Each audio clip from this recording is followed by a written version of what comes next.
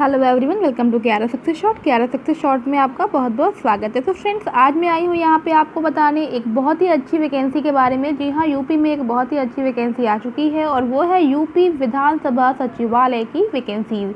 जी हाँ, तो 2020 देख ही रहे हैं आप सब कि कितना क्रिटिकल चल रहा है ये ईयर, और इस समय वैकेंसी की आना बहुत बड़ी बात हो गई है। तो आ चुकी है यूपी विधानसभा सचिवालय की वैकेंसीज, और क्या क्या पोस्ट इसमें निकली हुई हैं, किस पोस्ट पे कितनी कितनी प्लेसेस यहाँ पे खाली हैं। बहुत ही सुनहरा मौका है आप सबके लिए। आइए जान लेते हैं कि कितने पद हैं, क्या है इसकी योग्यता, और क्या क्या योग्यता के लोग इस फॉर्म को फिल कर सकते हैं, क्या है इसकी लास्ट डेट। क्योंकि ये फॉर्म जो है भरना शुरू हो चुका है, तो मैं आपको बताने वाली हूँ कि किस तरह से आप इस फॉर्म को फिल कर सकते हैं और कौन कौन से लोग इस फॉर्म को फिल करेंगे। तो आइए देख लेते हैं हम यूपी विधानसभा सचिवालय 2020 वेरियस पोस्ट वैकेंसीज़ के बारे में। तो चलिए शुरू करते हैं हमारा आज का वीडियो। तो फ्रेंड्स, सबसे पहले तो हम ये जान लेते हैं कि किस नाम से ये फॉर्म आपका है। ये है आपका यूपी विधानसभा सचिवालय वेरियस पोस्ट ऑनलाइन फॉर्म 2020। सरकारी रिजल्ट पे आपको बहुत ही ईजिली ये फॉर्म जो है अवेलेबल हो जाएगा। वहाँ पे आप जाके इसको देख भी सकते हैं, नोटिफिकेशन भी डाउनलोड कर सकते हैं, इसको वहाँ से आप अप्लाई भी कर सकते हैं। तो आइए जान लेते हैं हम इस समय कुछ इंपॉर्टेंट डेट्स। तो देखिए, एप्लीकेशन स्टार्ट हो चुका है 18 सितंबर 2020 को, और इसकी जो लास्ट डेट है अप्लाई करने की वो है 12 अक्टूबर 2020, यानी कि 12 अक्टूबर जो है इस फॉर्म को अप्लाई करने की लास्ट डेट है। पे एग्ज़ाम फ़ी लास्ट डेट, यानी कि एग्ज़ाम फ़ी को पे करने की जो लास्ट डेट है वो है 13 अक्टूबर 2020, ठीक है ना। तो जो एग्ज़ाम फ़ी है वो आप 13 अक्टूबर तक, यानी कि जो आपकी लास्ट डेट है अप्लाई करने की उसके एक दिन बाद तक भी आप इसका जो फ़ी है वो क्या कर सकते हैं, पे कर सकते हैं। और फॉर्म को कंप्लीट करने की जो लास्ट डेट है वो है 16 अक्टूबर 2020, यानी कि जो फॉर्म कंप्लीशन का जो डेट है वो 16 अक्टूबर दिया हुआ यहाँ पे है। एग्जामिनेशन की डेट अभी यहाँ पे नहीं दी गई है, ये आपको जब आपका फॉर्म फिलअप हो जाएगा उसके बाद से जो है नोटिफाई कर दिया जाएगा। एडमिट कार्ड की अवेलेबिलिटी तभी होगी जब आपको एग्ज़ाम डेट पता होगी, और एग्ज़ाम डेट के कुछ दिन पहले जो है आपको पता होगा, 10 से 15 दिन पहले या कभी कभी 20-25 दिन पहले भी आपके एडमिट कार्ड जो है वो अवेलेबल हो जाते हैं। तो इसीलिए यहाँ पे लिखा हुआ है नोटिफाइड सून। तो एग्ज़ाम डेट और एडमिट कार्ड की अवेलेबिलिटी की बात अभी नहीं करते हैं हम। तो देखिए, यहाँ से आपको मालूम चल चुका है कि एप्लीकेशन जो है इसकी लास्ट डेट जो है अप्लाई करने की वो 12 अक्टूबर है, फ़ीस सबमिट करने की लास्ट डेट 13 अक्टूबर है, और फॉर्म को कंप्लीट करने की जो लास्ट डेट है वो 16 अक्टूबर है। ये आपका 2020 की बात की जा रही है। नेक्स्ट आती है बात एप्लीकेशन फ़ीस की। तो एप्लीकेशन फ़ी है क्या, तो देखिए, जनरल, ओबीसी और ईडब्ल्यूएस, ठीक है ना। तो इकोनॉमिक वीकर सेक्शन की भी बात यहाँ पे ली गई है। तो इन तीनों लोगों के लिए जो है, जो भी लोग जो है इस कैटेगरी से बिलोंग करते हैं उनके लिए जो फ़ीस है वो है 1050 रुपीज़। ओके, 1050 रुपीज़ है। उसके बाद से आती है बात SC, ST and PH category की। तो उन लोगों के लिए फ़ीस जो है वो है 800। उसके बाद से बात आती है PH दिव्यांग की, तो उसके लिए है 50 रुपीज़ कॉस्ट ओनली। ओके, यहाँ पे देखो एक चीज़ और मेंशन की हुई है कि पे the examination fee through debit card, credit card, net banking fee mode only. That means कि आप जो है इसका फ़ी सबमिट कर सकते हैं डेबिट कार्ड के थ्रू, क्रेडिट कार्ड के थ्रू और नेट बैंकिंग के थ्रू। इसके अलावा अदर कोई भी आपका जो मोड है वो क्या होगा, इसमें यूज़फुल नहीं है, और किसी और अदर मोड से आप इसका जो है पेमेंट नहीं कर सकते हैं। यहाँ तक आपको बात समझ में आ गई होगी। तो बढ़ते हैं अभी हम आगे। अब आती है बात वैकेंसी डिटेल्स की। तो टोटल 73 पोस्ट जो हैं वो निकाले गए हैं, और एज लिमिट जो है वो 1 जुलाई 2020 तक की ली जाएगी, ठीक है ना। यानी कि इसके बाद से अगर आपका एज क्राइटेरिया पूरा हो रहा है तो आप मान्य नहीं होंगे, ठीक है। लिमिट जो दी गई है एज की वो 1 जुलाई 2020 तक के लिए ही मान्य है, तो ये आप ध्यान रखेंगे। आगे देख लेते हैं पोस्ट कौन कौन सी हैं। तो सबसे पहला पोस्ट जो है वो रिव्यू ऑफिसर का है। इसमें टोटल पोस्ट दी हुई है 19, एज लिमिट है 21 to 40 ईयर्स। एलिजिबिलिटी क्राइटेरिया है bachelor degree in any stream in any recognised university in India. Second यहाँ पे पोस्ट है एडिशनल प्राइवेट सेक्रेटरी की। तो देखिए, इसमें जो है आपका 23 पोस्ट दिया हुआ है, age limit 21 to 40 years. Eligibility है यहाँ पे bachelor degree in any stream with Hindi steno 80 word per minute and Hindi typing 25 word per minute. Triple C exam pass होना यहाँ पे ज़रूरी है, लिखा हुआ है triple C exam pass. That means कि ये क्राइटेरिया आपको पूरा करना होगा, तभी आप जो है इसके लिए अप्लाई कर पाएंगे। नेक्स्ट आती है बात थर्ड नंबर, जो कि है आपका कॉपीराइटर। कॉपीराइटर के लिए जो पोस्ट है वो 09 यानी कि 9 पोस्ट है। एज है 22 to 40 ईयर्स और जो इसकी एलिजिबिलिटी है वो 10+2 intermediate exam with Hindi stenographer 140 word per minute and English stenographer 120 word per minute होनी चाहिए यहाँ पे, ठीक है। नेक्स्ट आता है रिव्यू ऑफिसर अकाउंट की। इसके लिए आपको सिर्फ एक पोस्ट है और ये आपकी एज जो है वो 21 to 40 ईयर्स है।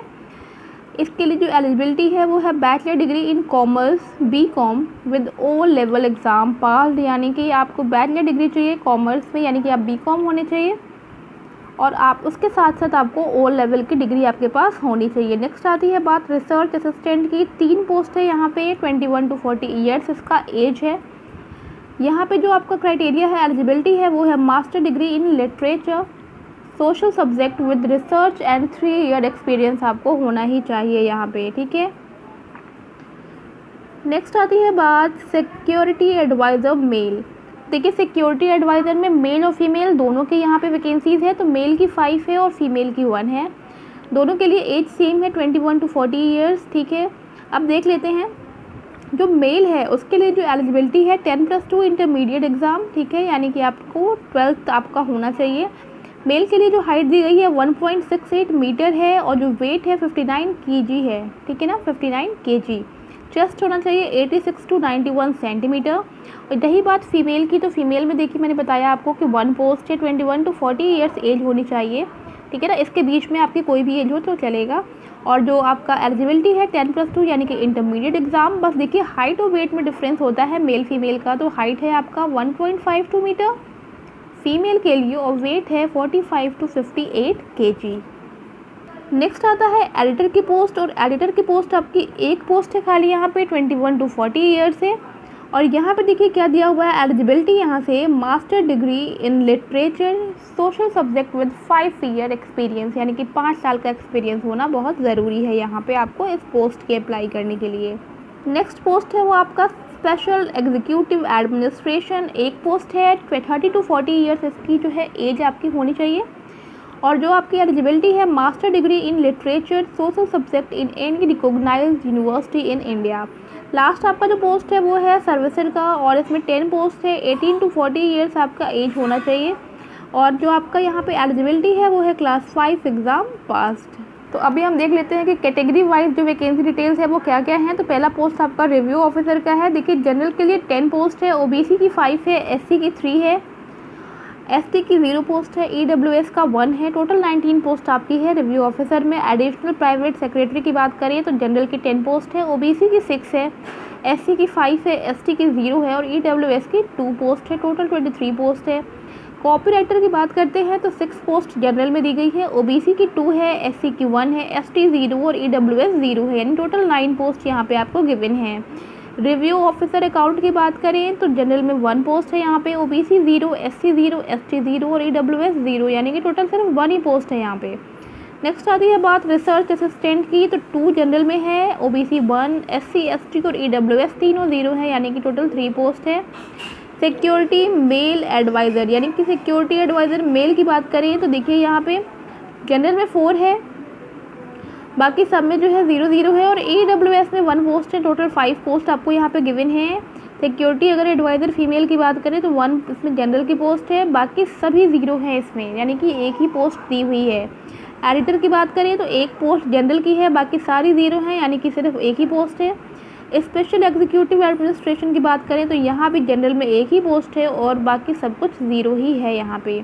नेक्स्ट आती है बात सर्विसर की, तो 5 पोस्ट जनरल की है, ठीक है, 2 OBC की है, 2 SC की है, ST की 0 है और EWS की 1 पोस्ट है, यानी कि टोटल मिला के 10 पोस्ट यहाँ पे आपको सर्विसर की मिल जाती है।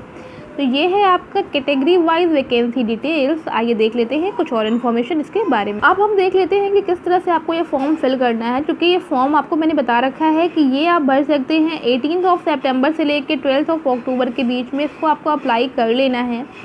अप्लाई करने के बाद से आप सबसे पहले तो ये देख लेना कि नोटिफिकेशन क्या दिया हुआ है। नोटिफिकेशन जो है पढ़ करके ही आप ये फॉर्म अप्लाई करना, बिकॉज नोटिफिकेशन पढ़ने से क्या होता है ना, बहुत ईजी हो जाता है फॉर्म को फिल करना। ठीक है, एक चीज़ और यहाँ पे मेनली पॉइंट में दी हुई है कि kindly check and collect the all document, eligibility, ID proof, address details, basic details. ठीक है, तो ये सारी चीज़ें आप अपना एक जगह कलेक्ट कर लेंगे, जिससे कि अगर जो भी चीज़ें आपसे मांगी जाएँ वो आप क्या करेंगे, बहुत ही ईजिली आप वहाँ पे फिल कर पाएंगे। ठीक है ना। और आपसे ये भी कह रखा है यहाँ पे इस पॉइंट में कि kindly ready scan document related to recruitment form, यानी कि जो रिक्रूटमेंट फॉर्म है उससे रिलेटेड ये डॉक्यूमेंट्स है, डेट मीन्स कि photo, sign, ID proof etcetera. तो आपको पता ही है कि हर फॉर्म में आजकल जो है फ़ोटो, साइन और आईडी प्रूफ तो मांगता ही है। तो इसका जो आप अपना स्कैन डॉक्यूमेंट है ये आप रखे रहेंगे अपने पास, ताकि जब भी फ़ोटो, साइन मांगे तो आप वहाँ पे दे सको, और एक आईडी प्रूफ भी। ये भी क्लियर करना है आपको कि before submit the application form must check the preview and column carefully. Form को जो है सबमिट करने से पहले आप ज़रूर से एक बार उसका प्रीव्यू कर लें, और जो उसका कॉलम है जितने भी आपने भरे हैं उन सबको जो है आप एक बार अच्छे से पूरा चेकआउट कर लें। ठीक है, यहाँ पे देखो एक पॉइंट दिया हुआ है, if candidate required to paying the application fee must submit, if you have not the required application fees your form is not completed. सिर्फ आपका फॉर्म जो है बिना पेमेंट के सबमिट नहीं माना जाएगा, आपको पेमेंट पूरा करना होगा, उसके बाद ही आपका फॉर्म जो है वो कंप्लीट माना जाएगा। ठीक है ना। तो विदाउट पेमेंट आपका फॉर्म जो है वो कंप्लीट नहीं माना जाएगा, ये ध्यान रखिएगा। और जब आप अपना फॉर्म फाइनल सबमिट करें तो उसके बाद से अपने जो फॉर्म का जो है, जो आपका फाइनल सबमिटेड फॉर्म होगा उसका आप एक प्रिंट आउट ज़रूर से निकाल लें, ताकि वो आपके फ्यूचर में जो है वो आपके काम आ सके। तो फ्रेंड्स, ये रही कुछ बातें जो कि आपको ध्यान देनी है यूपी विधानसभा सचिवालय का फॉर्म भरते टाइम। तो जिन पोस्ट के लिए आप एलिजिबल हों उनके लिए आप अप्लाई कर सकते हैं। तो ये बहुत ही अच्छा मौका है। जैसा कि आप जान रहे हैं कि इस टाइम पर जो है वैकेंसीज यूपी में आना बहुत मुश्किल है, और जो आ रही हैं उसको छोड़ना जो है वो बिल्कुल भी सही नहीं होगा। तो अगर आप इसके लिए रेडी हैं, अगर आपकी एलिजिबिलिटी जो है इसके बीच में आती है, आप अगर इस एलिजिबिलिटी को पूरा कर लेते हैं तो बिल्कुल से आप ये फॉर्म भरें और इस फॉर्म की तैयारी करना अभी से शुरू कर दें। तो आई होप फ्रेंड्स कि आपको आज का ये सेशन बहुत अच्छा लगा होगा। वीडियो अगर पसंद आया हो, अगर आपको लगता हो कि मेरे चैनल पे आपको अच्छी नॉलेज मिलती है, तो मेरे चैनल को लाइक, शेयर और सब्सक्राइब ज़रूर करें। तो मिलते हैं अपने नेक्स्ट वीडियो में। Till then take care and bye bye.